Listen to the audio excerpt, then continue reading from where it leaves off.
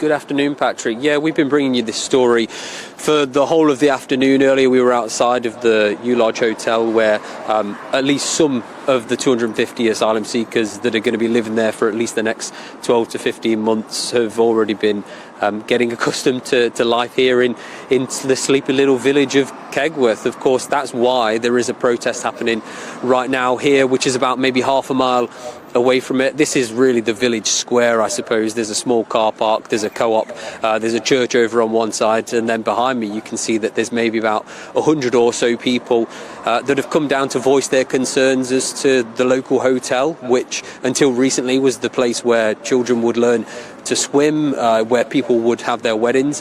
Those sorts of things won't be happening here anymore, and that's really one of the concerns that I've been hearing from people that are here in northwest Leicestershire, just quite close to the Leicestershire, Derbyshire, Nottinghamshire border. It really is about access to resources from what I've been hearing. It also seems to be about ratio. There's only about 4,000 or so people that live here, 250 people moving in, particularly from what I'm hearing, if they are young men. That seems to be raising a little bit of concern in the local community. You can hear people pipping in the background.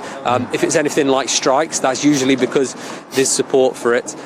What you'll also see if you're watching on television is that there is people wearing kind of pink and purple bibs. Those are police liaison officers. Behind my camera, which you can't see, Patrick, there's a big 4x4 police jeep. There's also a classic police car on the other side, and I've probably counted all in all about maybe 6 or 8 police officers that are here at this event. Now, this is the second protest of this sort.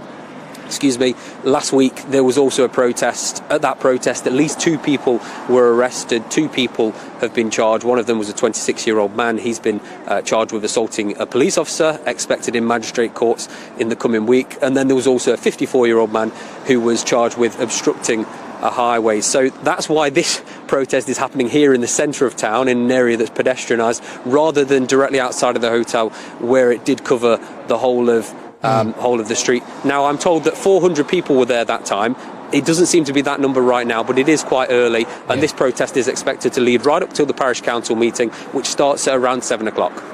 Yeah, no, absolutely. Look, Will, just very quickly, sorry, Will, just very quickly on this. We were all told, I think, initially that this was going to be around 250 Afghan asylum seekers. That appeared to be the line initially, and now maybe that's changing slightly. Do we actually know exactly where all of these people are from? Yes, well, I think the Home Office reserves the right not to say exactly who these people are and exactly where they're from. With any of these sorts of situations, what tends to happen is the local MP, for this instance, Andrew Bridgen, finds out bits of information through their conversation with the Home Office. The Home Office tells them parts of that information, and then they report it to the media and to the public. So I think the idea of potentially them being mainly Afghans may have come from politicians and significant people that might hear a lot more than what is exactly happening. With these sorts of things, they're always a little bit murky, but from the conversations that I've been having with some of the people that are in that hotel, one of them was certainly from Iran and one of them was certainly from Egypt, and it tends to be that they are from Middle Eastern countries and North African countries.